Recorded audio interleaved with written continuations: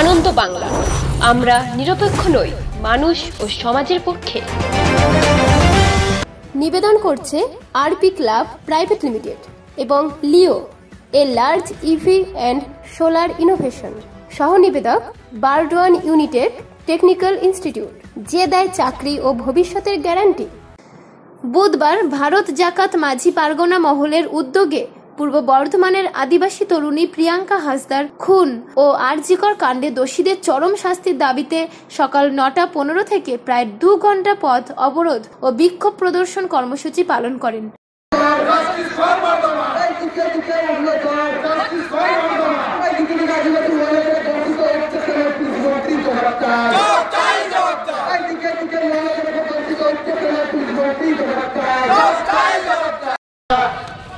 আরজিকর কাণ্ড তথা পূর্ব বর্ধমান জেলার এক আদিবাসী মহিলা এক তরুণীকে নিঃশৃঙ্খলভাবে খুন করা হয়েছে, তারই প্রতিবাদে আজকে আমরা এই পূর্বস্থলী ১ নম্বর ব্লক কমিটির পক্ষ থেকে আমরা আজকে পথ অবরোধ কর্মসূচিতে সামিল হয়েছি। আমরা প্রশাসনের কাছে জানতে চাই এবং এই রাজ্যের পুলিশ মন্ত্রীর কাছে জানান দিতে চাই যে আজকের এই স্বাধীন ভারতবর্ষে মহিলাদের উপরে এইভাবে অত্যাচার হচ্ছে এবং আজকে যে ১৪ তারিখে ঘটনা ঘটেছে, আজকে এই ২০ তারিখ হওয়া পর্যন্ত এখনো কেন প্রিয়াঙ্কা হাসদার পুলিশের গ্রেপ্তার করা হয়নি, তারই জন্য আজকে আমাদের এই পথ অবরোধ কর্মসূচি।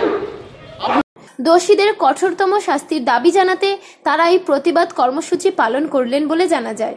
এই পথ অবরোধ ও বিক্ষোভে সামিল হয়ে নারীদের সুরক্ষা, নির্যাতিতা ও নৃশংসভাবে খুন হওয়া নারীদের বিচারের দাবি জানায়। প্রায় ২ ঘন্টা ধরে এই কর্মসূচি পালন করার পর প্রায় ১১টা ৩৫ নাগাদ তারা অবরোধ তুলে নেন।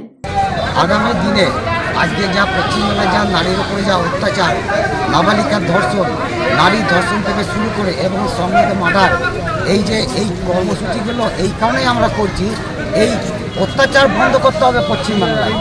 চারিদিকে দিকে যে এরকম চলছে, যেমন কলকাতায় যেমন আরজিকরে মৌমিতা দেবনাথ, সেই রকম একই প্রচেসে আজকে একই প্রচেসে শক্তিগড় থানার এলাকায় আমাদের একটি আদিবাসী মেয়ে, সে প্রিয়াঙ্কা হাসদা, উনি নার্স কাজ করতেন, বাড়ি এসছেন 12 তারিখে, 13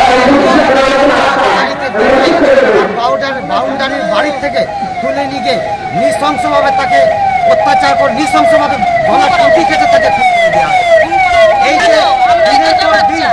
এই যে দিনের পর দিন নারীর ওপর অত্যাচার, আজকে মমতা দিদি কি করেছে?